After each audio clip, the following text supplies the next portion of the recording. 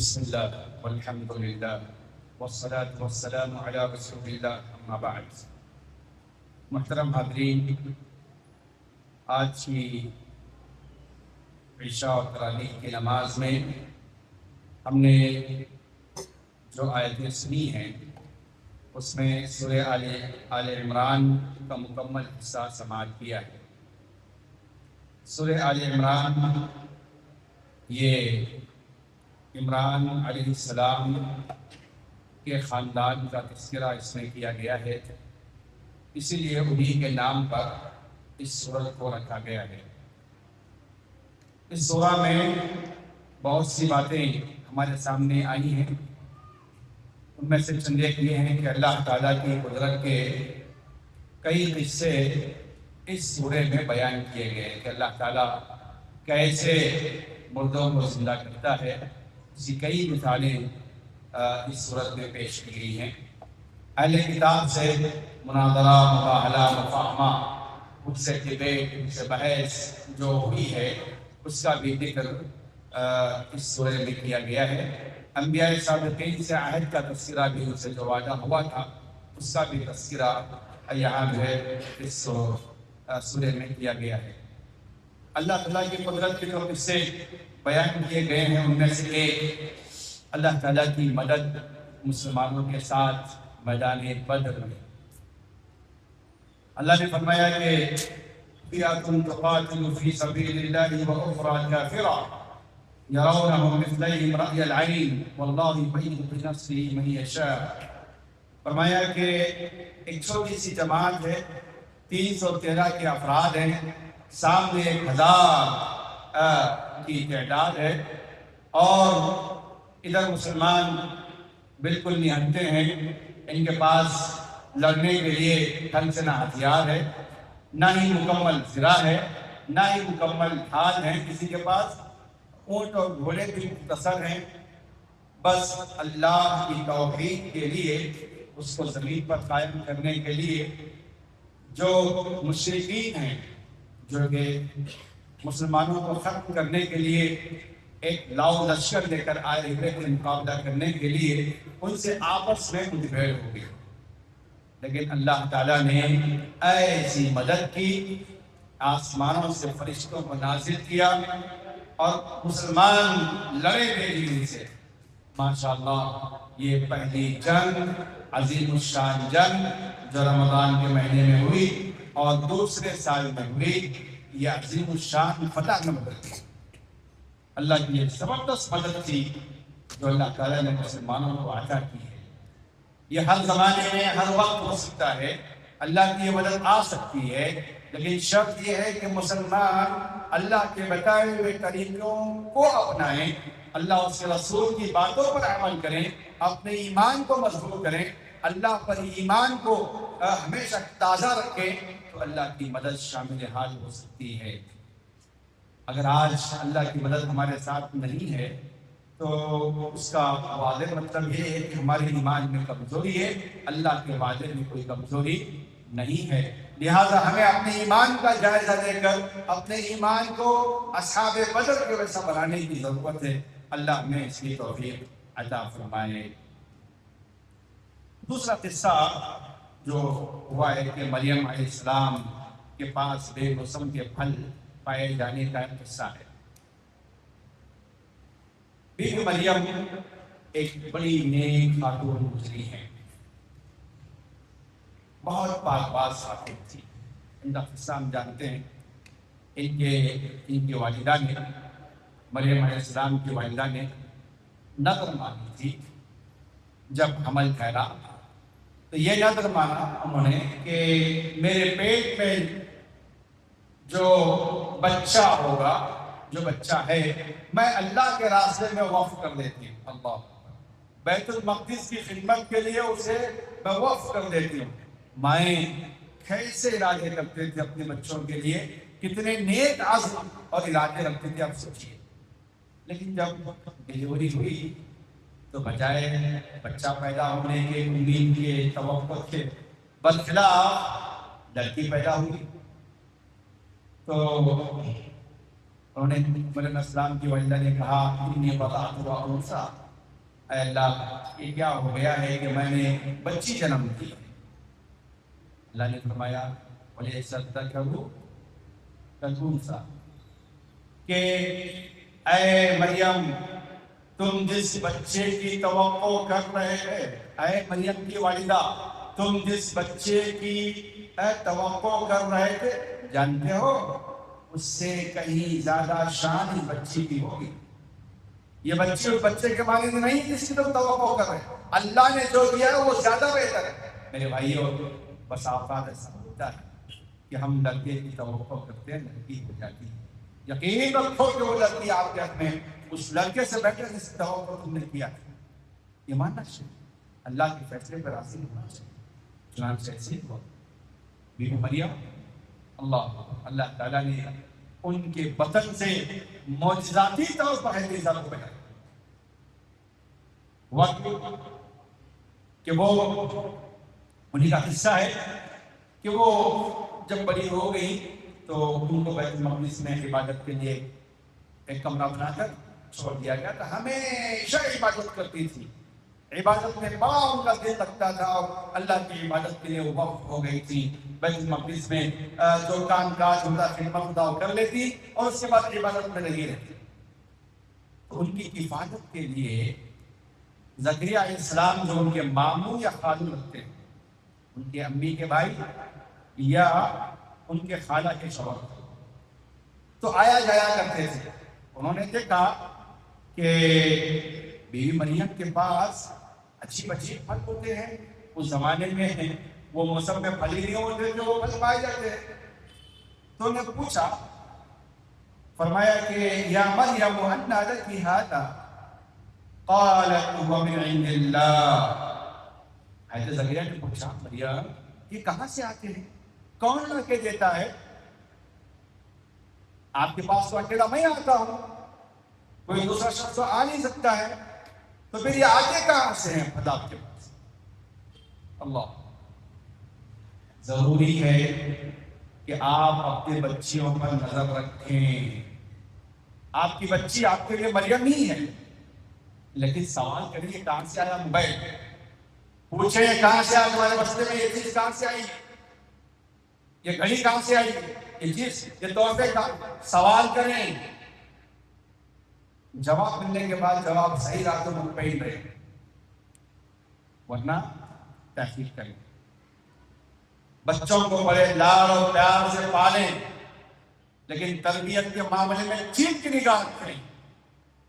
آج ہمارا سماج، ہمارا معاشرہ، خاص طور سے ہماری بچیاں جب پڑھنے باہر نکلتی ہیں، اللہ اکبر، درندے کھڑے ہیں صفوں میں جو کہ اچک دینا چاہتے ہیں، ہماری بیٹیوں کی عزتوں سے کھیلنا چاہتے ہیں اور ان کی عصمت کو تار تار کرنا چاہتے ہیں۔ جسے وحشی پھیڑیوں سے اپنی بچیوں کو بچا کر رکھیے۔ جی اس میں یہ جو فائل نکلی ہے اس میں بڑے بڑے ٹیچرز پکڑے گئے ہیں، بڑے بڑے سائنٹسٹ پکڑے گئے ہیں۔ اللہ اکبر۔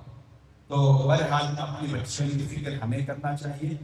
ایسا نہ ہو کہ پورا معاملہ ختم ہو جائے، پانی سب سے اوپر نکل جائے، تب آپ افسوس کے ہاتھ مانگتے رہ جائیں۔ حضرت زکریا نے پوچھا انا لکی ھذا، مریم بتاؤ یہ کہاں سے؟ مریم بڑی نیک تھی، قالت ومن عند اللہ، کہا کہ یہ تو اللہ کی جانب سے ہے۔ اللہ مریم کا جواب اتنا پیارا تھا کہ زکریا علیہ السلام وہیں پر جو ہے دعا کر بیٹھے۔ انہوں نے کہا کہ ہنالک دعا زکریا ربہ قال رب هب لي من لدنك ذرية طيبة انك سميع الدعاء۔ فرمایا کہ جیسے کہا کہ اللہ کی طرف سے ہے تو زکریا علیہ السلام کو عجیب فیل ہوا، بچی کا جواب، اس کا تقویٰ، اس کا ایمان۔ اللہ ان کے دل میں ایک عجیب امید جاگ گئی۔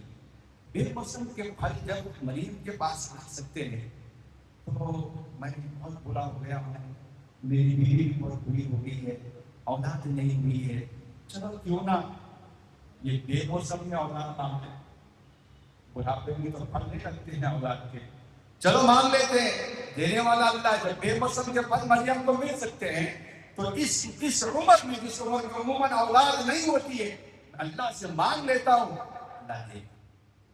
اللہ وہی دعا کیا، کہا رب هب لي من لدنك ذرية طيبة انك سميع الدعاء، اے اللہ مجھے پاکیزہ نسل، یقیناً تو دعا کو سننے والا ہے۔ یاد رکھیے اللہ کی کہیں پر بھی کوئی نعمت دیکھ لیں، نشانی دیکھ لیں، ایسی چیز دیکھ لیں جو نہیں ہوتی ہو گئی ہے، فوراً اللہ سے دعا کرے اللہ میرا فلاں کام کر دے۔ جب یہ انہونی ہو رہی ہے تو میری انہونی بھی ہو سکتی ہے، تو میری بگڑی بنا دے۔ اللہ سے اپنی لیے دعائیں مانگیے، اولاد اللہ سے مانگیے، اہل غیروں کے پاس نہ جائیے۔ ہماری مائیں اور بہنیں اولاد کے شادی ہو گئی، 1 سال ہو گیا، 2 سال ہو گیا، ارے اولاد پریشان ہو گئے، بھیا عمر کٹ گئی، بڑھاپے کی عمر میں اللہ سے دعا مانگتے اللہ سے مایوس نہیں ہو گئے۔ آپ 1-2 دن میں، 1-2 سال میں مایوس ہو رہے ہیں۔ اور میں خواتین سے کہنا چاہوں گا، دیگر لوگوں سے کہنا چاہوں گا، کیا وہ بچے نہیں ہیں؟ اچھا بچے نہیں، اچھا بچے نہیں، ارے بار پوچھ کے پریشان کرتے، جوڑے تو نہیں جوڑے تو بیچارے، اب مطلب ڈاکٹر کے چکران کاپتے ہیں، اب ڈاکٹر سے ہوا ہوگا ایک نہیں تو بیچ میں 2 دن ایمان میں ٹاکا ڈالنے والا ہے، ایسا کرو تعویذ گندے پلیتے۔ اب عورتیں تو بہت زیادہ، عورتوں کو تانے ایسے ملتے ہیں کہ بیچارے پریشان حال کرتی ہیں۔ ایسا مت کیا کریں۔ آپ ہمارے گھر میں جو ذمہ داران ہیں، میں ان سے بھی کہنا چاہتا ہوں کہ وہ ہمت دلائیں، اپنے انشاءاللہ ہوں گے، پورا امید ہے، اللہ سے دعا اللہ اولاد دیتا ہے، لیکن صبر کا ہمیں اس سے انتظار کرنا چاہیے، اللہ سے دعائیں کرتے رہنا چاہیے۔ ہوا یوں کہ زکریا السلام نے دعائیں کی اور قبولیت کا ٹائم تک دعا قبول ہوتی۔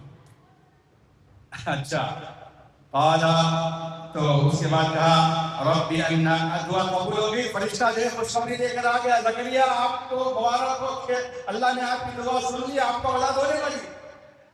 تو زکریا السلام نے کہا خوشی کے مارے ربی انا یکون لی غلام، کہا اللہ کہاں سے بچہ ہوگا، وقد بلغنی الکبر، میں تو بڑا ہو گیا، وامرأتی عاقر، میری بیوی تو باندھ ہے۔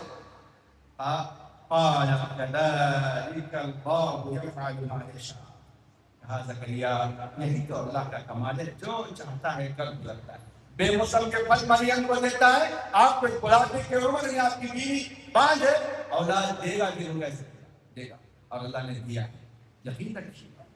اللہ نے یہ سب باتیں بھی بیان کی ہیں، انہونی کو ہونی میں بدلنا اللہ کی قدرت میں ہے، اس پر آپ یقین رکھیں، ایمان رکھیں، اپنی ایمان کو تازہ کریں، صبر کریں، انتظار کریں، برداشت کریں۔ اور آج کی جو آخری آیت جو ختم ہوئی، اس میں سورہ عمران کا یا الذین آمنوا اصبروا وصابروا ورابطوا، صبر کرو، ایک دوسرے کو صبر کی تلقین کرو، آپس میں دوسرے کو جوڑے رکھو، باندھے رکھو۔ اللہ نے یہ بات کہی ہے، ہمیں صبر کرنا چاہیے، انتظار کرنا چاہیے۔ بہرحال تو اس کے بعد جو ہے علیہ السلام کو اولاد ہوئی، اس کا جو ہے قصہ آپ کے سامنے آیا۔ اس کے بعد چوتھے پارے کی شروعات ہوئی ہے۔ چوتھے پارے کی شروعات میں جو پہلی جو آیت ہے چوتھے پارے کی آیت ہے، کیا ہے وہ آپ میں سے بتا سکتے ہیں؟ لن تنالوا البر حتى تنفقوا مما تحبون۔ کل ہم نے درس میں البر، نیکی کا تصور قرآن کی روشنی میں کیا ہے پیش کیا، نیکی کیا ہے۔ تو یہاں پر نیکی میں پیک لیول، نیکی کا جو ٹاپ لیول ہے اس کو بیان کیا گیا ہے۔ فرمایا لن تنالوا البر حتى تنفقوا مما تحبون، تم نیکی کے اونچے مقام تک، نیکی کی بلندی تک تم نہیں پہنچ سکتے جب تک کہ تم اللہ کے راستے میں وہ نہ خرچ کرتے جو تمہیں محبوب ہے، جو تمہیں سب سے زیادہ پسند ہے۔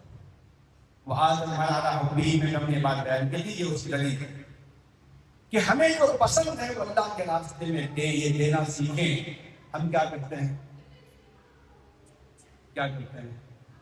مدرسے کو چھٹے ہوئے لوگ پھٹے ہوئے لوگا چھٹے ہوئے بچے رہتے یہاں اسکول میں لکھا ہے ہمارا کہاں ابھی چلو ڈالو چھٹے ہوئے بچے آپ مدرسے میں دیتے ہیں اور تانا دیتے ہیں مدرسے میں شرم ہونا چاہیے اپنے اپنے ان بچوں کو دیں جن کے لیے آپ نے نظر جیسے مریم نے دیا مریم کے والدہ نے دیا اپنے دین کے لیے اپنے پیور چیز کو اپنے صحیح بچے کو دینا اپنی کمائی میں سے بہترین کمائی کو آپ اس اللہ کے راستے میں خرچ کریں بھائی یہ آپ کا جو باپ یہ آیت میں سننے کے بعد ایک صحابی گئے اور کہا کہ اللہ کے رسول مجھے آپ جانتے ہیں کہ یہ بات مجھے بہت پسند ہے میں اس آیت کو سننے کے بعد اس بات کو میں اللہ کے لیے دے دینا چاہتا ہوں اللہ کے نبی نے کہا جاؤ اپنے بھائی میں کسی مجھے نہیں چاہیے آپ نے لیا بھائی میں کسی تو بہرحال یہ جو ہے یہ ہمیں سمجھنے کی ضرورت ہے کہ اس کے باوجود میں یہ بات کہنا چاہتا ہوں کہ اسکولوں کے مقابلے میں مدرسوں کا کمال ہے کہ مدرسے یہ پھٹے ہوئے لوگ چھٹے کے بچوں کو لے کر ہیرے نکالتے ہیں جسے ہم یہاں مسجد و محراب کے امام خطیب علماء کو ملتے ہیں کمال یہ نہیں ہے کہ آپ ہیرے کو ذرا اسے پالش کر کے چمکائیں کمال یہ کہ پتھر کو تراش کر ہیرا بنائیں اور آپ اپنی آمدنی کو وہاں لگائیے پورے خوشی سے لگائیے کہ ہاں یہی ہیرے بنتے ہیں ارے آپ تو ہیروں کو چمکا کے نام روشن کر لیتے ہیں لگی لگا کے نام روشن کر لیتے ہیں پتھروں کو تراش تراش کو مدد میں ہیرا بنایا جاتا ہے آپ ان کی قدر کریں اور وہاں جو ہے اس کو جو ہے اپنے ذہن میں رکھیں تو بہرحال اس کے بعد بہت سی باتیں آئی ہیں اس میں سے ایک آیت میں آپ کے ساتھ پیش کرنا چاہوں گا باقی انشاءاللہ باتیں آئی ہوئی کہ اللہ تعالیٰ نے سورۃ 14 پارے میں ہی اس بات کا ذکر کیا ہے کہ اس زمین پر اللہ کی عبادت کے لیے جو سب سے پہلا گھر بنایا گیا ہے کون سا ہے کعبۃ اللہ إن أول بيت وضع للناس للذي ببكة مباركا وهدى للعالمين فيه آيات بينات مقام إبراهيم ومن دخله كان آمنا اللہ نے فرمایا کہ انسانوں کو اللہ کی عبادت کے لیے اس دھرتی پر اس زمین پر جو سب سے پہلا گھر بنا کے دیا گیا ہے وہ مکہ میں کعبۃ اللہ ہے یہ اس کی تاریخ ہے کب بنایا گیا کہتے ہیں جب آدم علیہ السلام آئے تھے نا تبھی بنا دیا گیا تھا اور اس کی دوبارہ تعمیر کب ہوئی ابراہیم علیہ السلام کے زمانے میں اس کے ان کی بنیادوں پر دوبارہ تعمیر ہوئی اس کے بعد اس طریقے سے ایسا ذکر کیا جاتا ہے کہ بہرحال یہ جو ہے اللہ تعالیٰ کا پہلا گھر ہے جو کعبہ میں بنایا گیا اس کی اہمیت ہے اس لیے ابراہیم علیہ السلام نے جب اللہ کا اذان دیا تو کہا کہ اللہ کہاں سے لوگ آئیں گے آپ کا کام ہے اذان دینا آپ بنائیے اذان دیجیے اب دیکھیے کیسا ہوتا ہے آج دیکھیے ماشاء اللہ وہ ایسا آباد ہو گیا ہے تو خلوص سے جب کام کرتے ہیں اور اللہ کے لیے جب کام کرتے ہیں تو اللہ تعالیٰ اس کام میں ایسی برکت دیتا ہے وہ برکت جیسے ابراہیم السلام کے کام میں تھی